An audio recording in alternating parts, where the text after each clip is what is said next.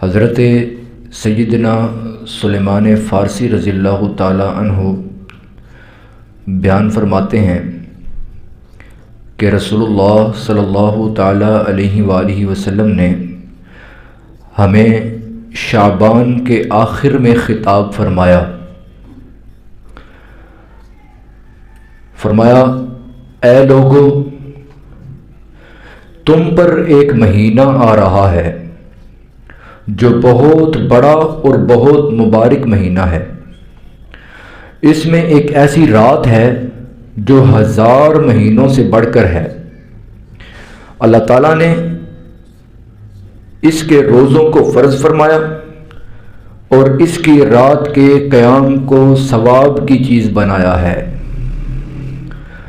جو شخص اس مہینے میں کسی فرض کو ادا کرے گا وہ ایسے ہی ہے جیسے اس نے رمضان کے علاوہ 70 فرض ادا کیے ہوں۔ رمضان میں ایک فرض ادا کرنا ایسے ہی ہے۔ پھر میرے آقا نے فرمایا کہ جو شخص اس مہینے میں کوئی بھی نیکی کر کے اللہ رب العزت کا قرب حاصل کرے گا، ایسے ہی ہے جیسے اس رمضان کے علاوہ اس نے کوئی فرض ادا کیا ہو، ایسے ہی اس مہینے کی ہر نیکی کا ثواب ہے۔ پھر فرمایا یہ صبر کا مہینہ ہے اور صبر کا بدلہ جنت ہے۔ یہ مہینہ لوگوں کے ساتھ غمخواری کا مہینہ ہے۔ اس مہینے میں مومن کا رزق بڑھا دیا جاتا ہے۔ جو شخص کسی روزے دار کا روزہ افطار کرائے تو اس کے لیے گناہ معاف ہونے اور آگ سے چھٹکارا ملنے کا سبب بنے گا، اور اسے اس روزہ رکھنے والے جتنا اللہ رب العزت ثواب عطا فرمائے گا، اور اس روزہ رکھنے والے کے ثواب میں بھی کوئی کمی واقع نہیں ہوگی۔ تو صحابہ کرام نے پوچھا یا رسول اللہ صلی اللہ تعالی علیہ وسلم، ہم میں سے ہر شخص تو یہ حیثیت نہیں رکھتا کہ کسی کو روزہ افطار کرا سکے؟ تو پیارے محبوب صلی اللہ تعالی علیہ وآلہ وسلم نے فرمایا جو ایک کھجور سے ہی افطار کرا دے تب بھی اس کے لیے اتنا ہی ثواب ہے۔ ایک گھونٹ پانی کا تو پلا سکتا ہے نا، تب بھی اس کے لیے اتنا ہی ثواب ہے۔ ایک گھونٹ لسی کا ہی پلا دے تب بھی اس کے لیے اتنا ہی ثواب ہے۔ یہ میرے آقا فرما رہے ہیں۔ فرمایا یہ ایسا مہینہ ہے کہ اس کا پہلا حصہ یعنی پہلے 10 دن اللہ کی رحمت ہے، درمیانی حصہ یعنی 11 سے 20 تک کے دن مغفرت ہے، اور آخری حصہ جہنم کی آگ سے آزادی ہے۔ جو شخص اس مہینے میں اپنے غلاموں، نوکروں، خادموں، اپنے ماتحت کام کرنے والوں کے بوجھ کو ہلکا کر دے تو اللہ تعالیٰ اس کی مغفرت فرما دیتا ہے اور آگ سے آزادی عطا فرما دیتا ہے۔ اس مہینے میں فرمایا 4 چیزوں کی کثرت کیا کرو۔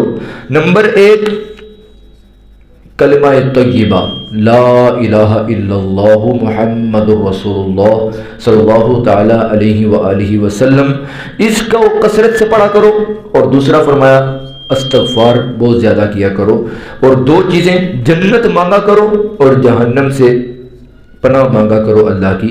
جو شخص کسی روزہ دار کو پانی پلائے، اللہ رب العزت میرے حوض سے اس کو ایسا پانی پلائیں گے جب تک جنت میں داخل نہیں ہوگا کبھی پیاسا نہیں ہوگا۔ یہ میرے آقا نے فرمایا۔ یہ ساری حدیث پاک ویسے تو مشکات میں بھی ہے 1967 نمبر حدیث، لیکن صحیح ابن خزیمہ میں بھی ہے 1887 نمبر حدیث۔ امام ابن خزیمہ نے اپنی کتاب الصحیح میں اس کو روایت کیا، اس لیے یہ کچھ نہ کچھ معتبر ضرور ہے۔ اب اسی رمضان المبارک کے حوالے سے چند روزے کے احکام و مسائل، کن چیزوں سے روزہ ٹوٹتا ہے، کن چیزوں سے نہیں ٹوٹتا، کن چیزوں پر کفارہ دینا لازم ہے، کن چیزوں پر صرف قضا ہوگی، یہ سارے احکامات بہت ہی شارٹ ترین ٹائم میں 20 منٹ ہیں، عرض کرنے کی کوشش کروں گا۔ سب سے پہلی بات، رمضان کے مہینے کی آمد اور استقبال کریں۔ اپنے جس طرح حج کے لیے جاتے ہوئے لوگوں سے معافیاں مانگتے ہیں دل سے، تو صرف دکھاوے کے لیے نہیں، اللہ کی رضا کی خاطر ایک دوسرے سے رمضان کے پہلے بھی معافی مانگ لیں۔ دوسرا یہ ہے کہ جو آپ کے ملازم لوگ ہیں، اہل خانہ میں سے ہوں یا کوئی بھی ہوں، ان پر سے بوجھ بالکل کم کر دیں۔ کوئی آپ کے ہاں کام کرتا ہے اور ان پر سے بوجھ بالکل ہٹا دیں، اور آپ کے گھر والے جو آپ کے ماتحت ہیں، چھوٹے بچے ہیں، بہو ہے، بیٹا ہے، ان کو بھی آپ ان پر بھی اس مہینے میں پوری نرمی کریں، تراویح کا اہتمام کرنے کی نیت کریں، پوری 20 رکعت پڑھیں جو کہ بالکل ثابت ہے۔ تو رمضان المبارک کا مہینہ دیکھنے سے پہلے صحیح سند سے ایک دعا ہے نئے چاند کو دیکھنے کی، جو کہ ترمذی میں 3451 نمبر حدیث میں ہے، اللہم اہلہ علینا بالیمن والایمان والسلامت والاسلام ربی وربک اللہ، اے اللہ اس چاند کو ہم پر برکت، ایمان، خیریت اور سلامتی کر دیجئے۔ اے چاند میرا بھی رب اللہ ہے اور تیرا بھی تو رب اللہ ہے۔ یہ دعا آپ چاند کو دیکھ کر مانگا کریں۔ روزہ فرض ہونے کی شرطیں کیا ہیں؟ نمبر 1، مسلمان ہو بندہ۔ نمبر 2، عقل مند ہو، پاگل نہ ہو۔ اور نمبر 3، بالغ ہو۔ نابالغ پر روزہ فرض نہیں۔ فرض ہونے کے لیے یہ 3 شرطیں ہیں جی۔ سب سے پہلے نیت کی بات ہے۔ عام طور پر یہ نیت مشہور ہے، وَبِصَوْمِ غَدٍ نَوَيْتُ مِنْ شَهْرِ رمضان، کر لیں اسی کو تو بھی ٹھیک ہے، سند اس کی ضعیف ہے اگرچہ، لیکن نیت کے لیے زبان سے نیت کے الفاظ بولنا کوئی فرض واجب نہیں ہے، ضروری نہیں ہے۔ اگر آپ دل میں بھی ارادہ رکھتے ہوں تو آپ کا روزہ ہو جائے گا۔ اب کن چیزوں سے روزہ نہیں ٹوٹتا، جلدی جلدی وہ سن لیں۔ نمبر 1، بھول کر کھانے پینے سے روزہ نہیں ٹوٹتا۔ ایک بندے نے ایک ہی روزے میں 1 سے زیادہ مرتبہ بھول کر کھایا تب بھی اس کا روزہ نہیں ٹوٹا۔ نمبر 2، ایک شخص کو آپ نے کچھ کھاتے پیتے دیکھا ہے اور آپ سمجھتے ہیں ہٹا کٹا طاقتور بندہ ہے اور بھول کر روزے میں کچھ کھائے جا رہا ہے، تو اس کو روزہ رکھنے سے کوئی اتنا مسئلہ بھی نہیں ہوگا، اچھا خاصا بندہ ہے، تو آپ اس کو سمجھائیں اور اس وقت آپ کا روکنا واجب ہے۔ لیکن اگر آپ سمجھتے ہیں کہ یہ جو بھول سے کھا رہا ہے نا، یہ بندہ کمزور ہے، خود بھی اتنا طاقتور نہیں ہے، اور روزہ رکھنے سے اس کو پتہ نہیں کیا کیا ہونا ہے، تو پھر آپ اگر وہ بھولنے سے کھا رہا ہے تو اس کو کھانے دیں، کھا لے، اس کے بعد آپ بتا دیں کہ آپ کا روزہ ہے، آپ نے احتیاط کرنی تھی۔ نمبر 3، تھوک اگر کوئی اندر نکلتا ہے تو روزہ نہیں ٹوٹا۔ نمبر 4، ناک کو زور سے سنکیا پیشاں چکیا اور وہ حلق میں چلی گئی تو روزہ نہیں ٹوٹا۔ اسی طرح منہ سے اگر گاڑی تھوک بلغم وغیرہ آیا اور اس نے نگل لیا تو روزہ نہیں ٹوٹا۔ نمبر 5، خون تھوک میں شامل ہو گیا، منہ میں تھوک سے کم خون ہو، جتنی تھوک ہے نا منہ میں اس سے کم خون ہو اگر، اور وہ آگے نگل لیا اور خون کا کوئی ذائقہ بھی محسوس نہیں ہوا تو پھر روزہ نہیں ٹوٹا۔ اگر زبان سے کوئی چیز چکھ کر تھوک دی تو روزہ نہیں ٹوٹا، لیکن خواہ مخواہ ایسا کرنا مناسب نہیں ہے، مکروہ ہے۔ ہاں اگر کسی عورت کو لگتا ہے نا کہ میرا خاوند جو ہے وہ متشدد ہے، سخت مزاج والا ہے، سالن میں جو ہے نمک تیز ہو گیا تو مارے گا، غصہ کرے گا، تو اس کے غصے سے بچنے کے لیے اگر وہ روزے میں سالن پکاتے ہوئے تھوڑا چکھ لے، آگے نہ اس کو لے کر جائے، ہلکا سا بس بالکل ہلکا سا چکھ لے تو اس کا روزہ نہیں ٹوٹا، گنجائش ہے۔ اگر کسی چیز کو اپنے منہ میں چبا کر بچے کے منہ میں ڈالنا، یہ اس طرح کا کرنا تو مکروہ ہے، بارہ روزہ نہیں ٹوٹا۔ ذائقے والی چیز ایسی نہ ہو تو بچا جائے، بہتر یہی ہے، اس سے بچا جائے۔ ضرورت ہو تو پھر مکروہ نہیں ہے۔ نمبر 8، مسواک سے دانت صاف کرنا بالکل درست ہے۔ مسواک کا ذائقہ منہ میں محسوس ہو روزے میں تب بھی کوئی مسئلہ نہیں. لیکن ٹوتھ پیسٹ نہیں, منجن بھی نہیں, صرف مسواک. میک اپ کرنا, کریم لگانا, لوشن لگانا, ان چیزوں سے بھی روزے کو کوئی فرق نہیں پڑتا. لپسٹک لگائی, اگر وہ منہ کے اندر نہیں گئی یا اس کا ذائقہ وغیرہ, تو پھر بھی روزے کو کوئی فرق نہیں پڑتا. ایک بندے کا روزے میں احتلام ہو گیا ہے, اس کو بھی روزے کو کوئی فرق نہیں پڑتا. ایک عورت ہے, اس کا استحاضہ کا خون جاری ہو گیا, عام خون نہیں, بیماری کا خون جاری ہو گیا, اس سے روزہ نہیں ٹوٹتا. لیکن اگر روزہ رکھا ہوا ہے اور حیض کا خون آیا, مینسز کا خون آیا, تو اب اس کا روزہ ادھر ہی ٹوٹ جائے گا. بام لگائی ناک کے قریب, اس کی خوشبو جا رہی ہے, روزہ نہیں ٹوٹا. ناک کے اندر نہیں لگانی چاہیے, بچنا چاہیے. کوئی خوشبو سونگھی, روزہ نہیں ٹوٹا. روزے کی حالت میں گیلا کپڑا سر پر لیا یا ودی بکل مار لی, تو اس سے بھی روزہ نہیں ٹوٹا. ناک, منہ یا کسی بھی جگہ سے خون نکل آیا, روزہ نہیں ٹوٹا. روزے کی حالت میں سوئمنگ کرنا, تیرنا جائز ہے, بشرطے کہ ناک یا منہ کے ذریعے پانی اندر نہ جائے. روزے کی حالت میں جو غیر ضروری جسم کے بال ہیں وہ صاف کر سکتے ہیں, اس سے روزہ نہیں ٹوٹتا. اب کن چیزوں سے روزہ ٹوٹتا ہے اور قضا کرنا لازم ہے؟ نمبر 1, کسی نے زبردستی روزے دار کے منہ میں کوئی چیز ٹھونس دی اور اس کو وہ حلق سے نیچے اتر گئی ہے, اب روزے کی قضا لازم ہے. اور روزہ یاد تھا, کلی کرتے وقت بغیر ارادے کے پانی اندر چلا گیا, روزہ یاد تھا, اس کو غلطی سے پانی اندر چلا گیا, روزہ ٹوٹ گیا, قضا کرے گا.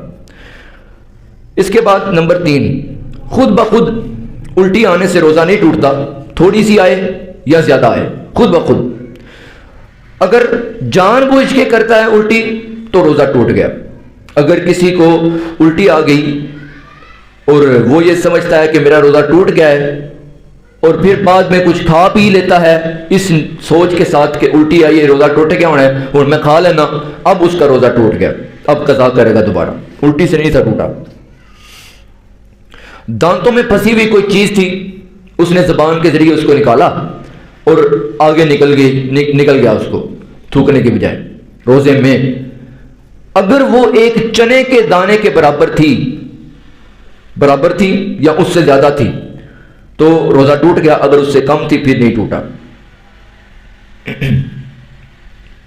اچھا, اب اس نے وہ چیز منہ سے نکالی باہر اور پھر نکل گیا دوبارہ, وہی چیز منہ سے نکالنے کے بعد دوبارہ پھر کھا گیا. اب چاہے چنے کے دانے کے برابر ہو, چھوٹی ہو, بڑی ہو, اب اس کا روزہ ٹوٹ جائے گا, کیونکہ اب جان بوجھ کر بیچ میں آ گیا. دانتوں میں سے خون نکلا اور تھوک کے ساتھ شامل ہوا ہے, تھوک زیادہ ہے خون سے تو روزہ نہیں ٹوٹا, ٹوٹ گیا روزہ. اگر دانتوں میں سے خون نکلا ہو تو جب کہ خون تھوک سے زیادہ ہو, تھوک خون سے زیادہ ہے تو پھر نہیں ٹوٹا, لیکن خون تھوک سے زیادہ ہے پھر ٹوٹ گیا, قضا کرنا لازم ہوگا. معذرت, مجھ سے غلطی ہو گئی. آگے نمبر 8, کسی نے بھولے سے کچھ کھا پی لیا اور یہ سمجھ لیا کہ میرا روزہ تو اب ٹوٹ گیا ہوگا, اور پھر بعد میں جان بوجھ کر کچھ کھا پی لے تو روزہ ٹوٹ گیا, قضا کرے گا. یہ سمجھ کر کہ ابھی سحری کا ٹائم ہے, اس نے سحری کی اور بعد میں پتا چلا کہ ٹائم تو ختم ہو گیا تھا یا فجر کی اذان بھی ہو چکی تھی, اب اس کو یاد آ رہا ہے تو اب بھی قضا کرے گا, روزہ نہیں اس کا ہوا.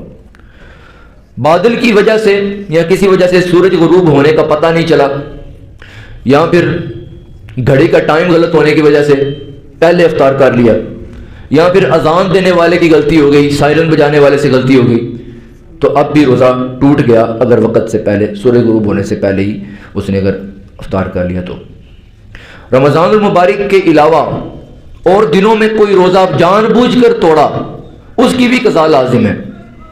ٹوٹ جائے غلطی سے پھر قضا لازم نہیں. اگر ٹوتھ پیسٹ یا منجن تھوڑا سا حلق میں اتر جائے نیچے تو اس کا روزہ بھی ٹوٹ گیا. بیوی سے قریب ہوا اور بوسو کنار کیا, چوما, اور انزال ہو گیا یا احتلام ہو گیا تو روزہ ٹوٹ گیا، قضا کرے گا۔ روزہ پورا کرنے کی صورت میں اگر بندے کو لگتا ہے نا کہ میری بیماری اور بڑھ جائے گی یا میں بہت بیمار ہو جاؤں گا، اور اس کا پورا یقین بھی ہو، تو روزہ توڑنا تو جائز ہے، لیکن اس صورت میں قضا کرے گا۔ اور بہتر یہ ہے کہ ماہر مسلمان ڈاکٹر کہے کہ آپ کی بیماری بڑھ سکتی ہے تب چھوڑے، اپنے اندازے نہ لگائے۔ بندے کا سر پیر پہ کرتا ہوئے تھا کہ میں روزہ چھاڑ لاں، نہیں، اپنی مرضی نہیں، ڈاکٹر کہے تب چھوڑے گا، وہ بھی ماہر ہو، للو پنجو نہیں۔ حلق کے اندر مکھی چلی گئی یا خود بخود دھواں حلق کے اندر چلا گیا، توڑ چلی گئی، گرد و غبار، روزہ نہیں ٹوٹا۔ ہاں، جان بوجھ کر دھواں یا حلق میں کوئی چیز لے گیا تو اب روزہ ٹوٹ گیا، قضا کرے گا۔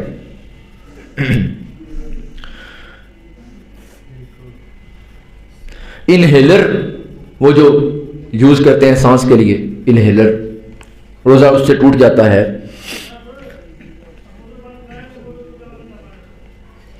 اور مشت زنی ایک بندے نے معاذ اللہ کی، ماسٹربیشن کی، تو اس کا روزہ بالکل ٹوٹ گیا۔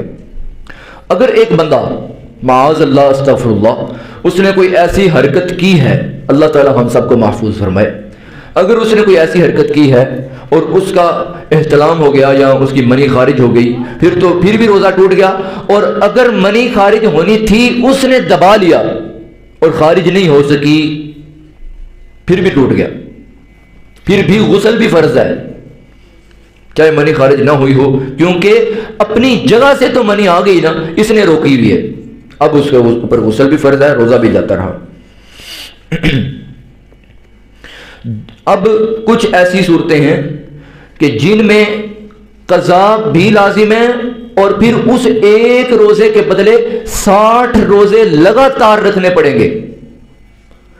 مثلا ایک بندہ ہے نا، اس نے 60 روزے رکھنے تھے ایک روزہ توڑنے کے بدلے، 60 میں سے 59 رکھ لیا تھا، پھر ایک چھوڑ کر پھر رکھا، اب وہ پہلا ہے، وہ 59 گئے، کٹھے رکھنے ہیں، مسلسل وہ روزے رکھنے ہوں گے۔ یہ مسئلہ اہم ہے۔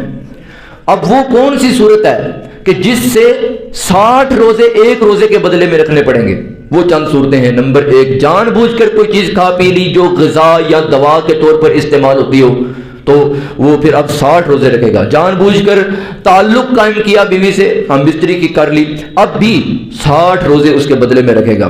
سرما لگایا، یہ سمجھا کہ روزہ ٹوٹ گیا ہوگا، پھر جان بوجھ کر کوئی چیز کھا پی لیتا ہے، ٹوٹتے اگے گیا، ہوں کھا لینا، اب بھی 60 روزے رکھے گا دبا کر۔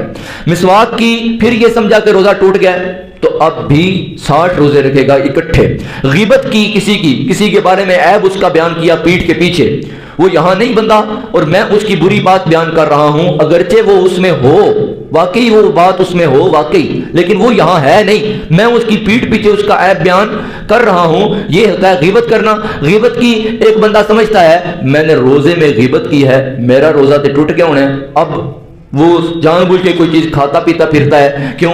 اس کو لگتا ہے کہ میرا تو روزہ ٹوٹ گیا ہونا ہے، اب بھی 60 روزے رکھے گا دوبارہ، کیونکہ ٹوٹا نہیں تھا۔ گالی ایک بندہ دیتا ہے، بہت زیادہ دیتا ہے، پھر بھی روزہ ٹوٹتا نہیں، خراب ہو جاتا ہے، ٹوٹتا نہیں۔ اگر وہ سمجھتا ہے ٹوٹ گیا، پھر کوئی چیز کھا پی لیتا ہے، تو اب وہ 60 روزے پھر سے رکھے گا۔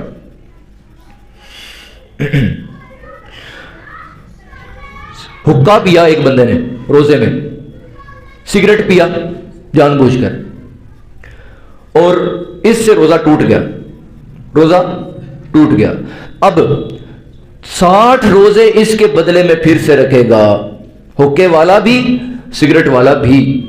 اللہ ہمیں ان دونوں چیزوں سے بچائے، اتنی اچھی چیز کوئی نہیں ہے۔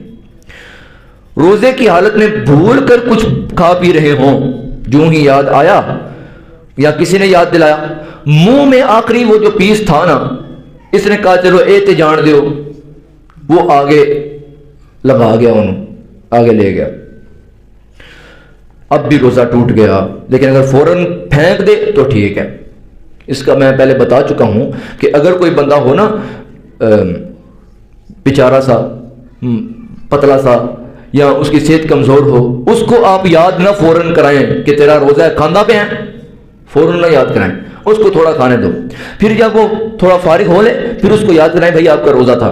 لیکن اگر کوئی ہٹا کٹا ہے، صحت مند ہے، تو اس کو فوراً کہیں کہ آپ کا روزہ تھا، یہ کیا کر رہے ہیں، آپ کا تو روزہ تھا۔ ٹھیک ہے جی، اللہ تعالیٰ ہمیں ان تمام مسائل کو سمجھنے کی توفیق دے۔ خون دینا روزے میں جائز ہے کہ نہیں؟ جائز ہے۔ کسی کو خون دینا ضرورت پڑ جاتی ہے تو جائز ہے۔ خون لگوانا خود کو جائز ہے، روزہ نہیں ٹوٹتا۔ خون کا سیمپل ٹیسٹ کے طور پر دینا، ٹیسٹ کروانے کے لیے، تو جائز ہے، روزہ نہیں ٹوٹتا۔ ٹیکہ لگوانا چاہے جس طرح کا بھی ہو، جیسے بھی ہو، پٹھے چلایا ہے، رگ بھی چلایا ہے، گوشت چلایا ہے، کوئی مسئلہ نہیں، روزہ نہیں ٹوٹا۔ طاقت کے لیے ٹیکہ لگوایا ایک بندے نے، کمزوری اس کو بنی ہوئی ہے، طاقت کے لیے ٹیکہ لگوا رہا ہے، یا اس نے روزہ اس کو بہت لگ رہا ہے، کمزوری ہو رہی ہے تو وہ طاقت کے لیے ٹیکہ لگواتا ہے، ایسا کرنا ہے تو مکروہ، پر روزہ پھر بھی نہیں ٹوٹا، کیونکہ اصول یہ ہے کہ انجیکشن سے روزہ نہیں ٹوٹتا۔ ڈرپ لگوائی ایک بندے نے، مریض تھا، روزے کی حالت میں ڈرپ لگوائی، لگوا سکتا ہے، کوئی مسئلہ نہیں، اس میں چاہے جتنے ٹیکے وہ ڈالتے پھریں کوئی نہیں، لیکن طاقت کے لیے نہ لگوائے، اپنی ہمت کے لیے کمزوری تھوڑی بنی ہے تو چلو ڈرپ لگوا لوا، ٹیکہ لگوا لوا، یہ اچھی بات نہیں، لیکن مریض ڈرپ لگوا سکتا ہے، اس کو اجازت ہے جی روزے میں۔ یہ چند مسائل میں نے عرض کیے۔ آکسیجن لگوانا روزے کی صورت میں، روزے کی حالت میں لگوا سکتا ہے، بشرطے کہ اس آکسیجن میں کوئی دوائیاں شامل نہ کی گئی ہوں، پھر وہ آکسیجن لگوا سکتا ہے۔ افطاری کی دعا وغیرہ، ایک دعا تو ہم پڑھتے ہیں نا عام طور پر، اللہم انی لک صمت وبک آمنت وعلیک توکلت وعلی رزقک افطرت، یہ دعا اس کی اگر کوئی پڑھتا ہے تو ٹھیک ہے، لیکن اس سے بھی زیادہ صحیح سند والی دعا جو ہے نا وہ دوسری ہے، اس میں ہے وابتلت العروق وثبت الاجر انشاء اللہ، یہ دعا ہے، اور دعا کے الفاظ ہیں مکمل اس کا حوالہ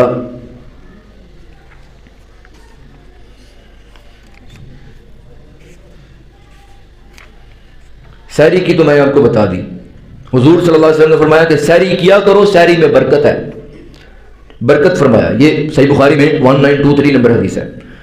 بلکہ حضور صلی اللہ تعالیٰ علیہ وآلہ وسلم کی ذات پر انوار نے سحری اور افطاری کے بارے میں ایک اور صحیح بخاری میں ہی 7492 نمبر پر ارشاد فرمایا کہ اللہ تعالیٰ فرماتا ہے روزہ میرے لیے ہے اور میں ہی اس کا بدلہ ہوں، باقی ہر عمل کا بدلہ جنت ہے، ثواب ہے، اللہ رب العزت کی رضا ہے، فرمایا روزہ ہے ہی میرے لیے، اس کا بدلہ خود میں ہوں، یہ اللہ تعالیٰ فرما رہا ہے صحیح بخاری میں۔ اور روزہ دار اپنی خواہشات پر، کھانے پر، پینے پر اللہ تعالیٰ کے لیے کنٹرول کر کے اللہ فرما رہا ہے میرے لیے چھوڑتا ہے، تو فرمایا روزہ ڈھال ہے، ڈھال ہے، وہ جس سے بندہ تلوار کا وار روکتا ہے، ڈھال، فرمایا روزہ ڈھال ہے، روزہ رکھے گناہ کا خیال آیا تو سوچتا ہے میرا روزہ ہے میں نہ کراں، تو روزہ ڈھال ہے گناہوں سے بچنے کے لیے۔ روزہ دار کے لیے فرمایا دو خوشیاں ہیں، روزہ دار کے لیے کتنی خوشیاں ہیں؟ دو خوشیاں ہیں، فرمایا ایک خوشی اس وقت ہوتی ہے جب وہ روزہ افطار کرتا ہے، دوسری خوشی اس وقت ملے گی جب وہ اپنے رب سے ملاقات کرے گا، یہ اس کے لیے دو خوشیاں ہیں، یہ صحیح بخاری میں 7492 نمبر حدیث ہے۔